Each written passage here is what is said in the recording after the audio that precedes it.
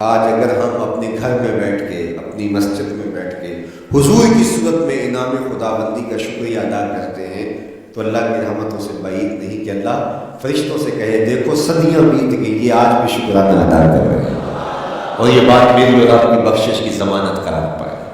تو حضور کی صورت میں جو انعام ہوا، حضرت سعد بن ثابت اکثر کہا کرتے تھے منّا علینا ربنا ام بعث فینا محمدا، ہمارے رب نے ہمارے اوپر احسان کر دیا ہے کہ محمد عربی عطا کر دیا۔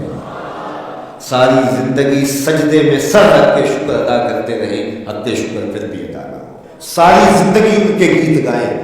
میں ایک رات کے میلاد کا صرف قائل نہیں ہوں کہ ایک رات میلاد کر لو اور پورا سال چھٹی، ساری زندگی حضور کا نام جپو، ساری زندگی حضور پہ درود پڑھو، لمحہ لمحہ حضور کے ذکر کا چرانہ کرو۔ صرف اپنے گھروں اور اپنے بازاروں میں جھنڈیاں ہی نہ لگاؤ بلکہ دل کے ایک ایک پرت پہ نام محمد کی جھنڈی لگاؤ۔ صرف منڈیروں پہ چرانہ ہی نہ کرو بلکہ دل کی اندھیر گلیوں میں بھی حضور کے نام کا چرانہ کرو، حضور پہ درود پڑھو، حضور کا ذکر کرو، اپنے بچوں کو بٹھا کر کے حضور کے قصیدے سناؤ، حضور کی شانیں سناؤ، حضور کی سیرت بتاؤ۔ میں اپنے گھر کے ماحول کے اندر، اپنی مسجد میں، اپنی گلی میں، اپنے دوستوں میں حضور کا ذکر کرو۔ دوستوں آپس میں بیٹھو تو کہو یار اللہ کا کتنا کرم ہو گیا کہ اللہ نے ہمیں حضور عطا کر دیا۔ دوستوں میں بیٹھے جب یوں بات کرو گے تو اللہ کی رحمتیں کس قدر تمہارے اوپر برسے گی۔ اپنی عقیدتوں کا اظہار کرو، وہاں کمیت نہیں دیکھی جاتی، وہاں کیفیت دیکھی جاتی، وہاں مقدار نہیں دیکھی جاتی، وہاں معیار دیکھا جاتا ہے۔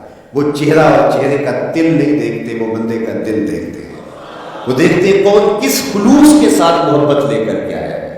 یار چہرہ تو چمکدار تھا، اسی لیے ابو لہب کہتے ہیں شعلے کی طرح چمکتا ہوا، لیکن جہنم کا ایندھن بنا، اور کالے رنگ والا، موٹ موٹے ہیں، لیکن کعبے کی چھت میں کھڑا اذان دے رہا ہے۔ تو عقیدتوں کے رنگ اور محبتوں کے رنگ حضور علیہ السلام کے ساتھ جب کوئی پیش کرتا ہے تو رائے گانی جاتی ہے۔ یہ وفاداروں کا در ہے، یہاں بے وفائی کا تصور ہی نہیں ہے۔ وہ ہاتھ پکڑتے ہیں تو پھر چھوڑتے نہیں ہیں، اس لیے ان سے محبت کا ربط قائم کیجیے، اپنی اولادوں کو حضور کا پیار سکھائیے، اپنے گھروں میں میلاد کیجیے۔ لازم نہیں ہے کسی عالم دین کو بلاؤ، آپ اپنے گھروں میں حضور علیہ السلام پر درود پڑھیے گا، بچوں کو بٹھائیے گا اور حضور کی سیرت کا کوئی واقعہ ان کو سنائیے گا۔ صحابہ اپنے بچوں کو بٹھا کر کے حضور کی سیرت بتایا کرتے تھے، حضور کا نقشہ بتایا کرتے تھے، حضور کے شمائل ذکر کیا کرتے تھے۔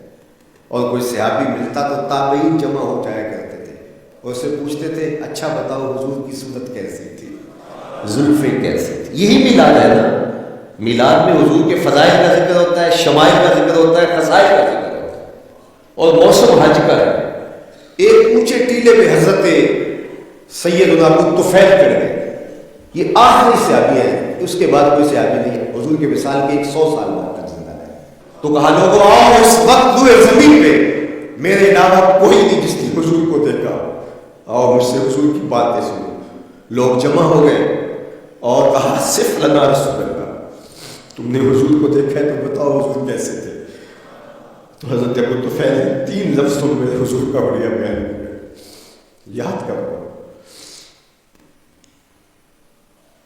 حضرت ابو طفیل نے کہا کان رسول اللہ صلی اللہ علیہ وسلم ابیض ملیح مقصدا، ایک تو چٹے رنگ کے تھے، ایک تو حضور کا رنگ گورا تھا، دوسری بات ملیحا حضور کا حسن نمکین تھا، اور تیسرا مقصدا حضور متوازن تھے، نہ قد لمبا نہ قد پست، سوا صدر والبطن، سینہ اور پیٹ برابر، لیسا بالطویل الممغط ولا بالقصیر المتردد، نہ پست کے عجیب دکھائی دے نہ اتنے لمبے کے عجیب لگے بلکہ درمیانہ تھا۔ لیکن اذا جامع القوم غامرهم، سن لو حضور کا قد تو درمیانہ تھا، لیکن جب لوگوں کے درمیان چلتے حضور کے کندھے لوگوں کے سروں سے اونچے دکھائی دے۔ مکھ چند بدن شانی، متھے چمک دی لاٹ، کالی زلف تے اکھ مستانی،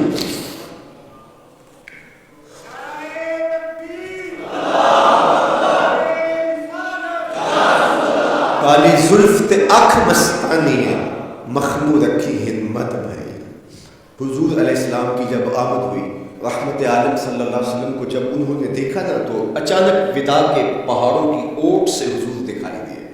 تو سیاہ پہاڑ ہیں، تو ان سے جب حضور کا چمکتا ہوا چہرہ دکھا نا تو بے ساختہ انہوں نے کہا طلع البدر علینا، وہ دیکھو چاند چڑھ گئے ہیں، طلع البدر علینا، وہ دیکھو چاند چڑھ گئے۔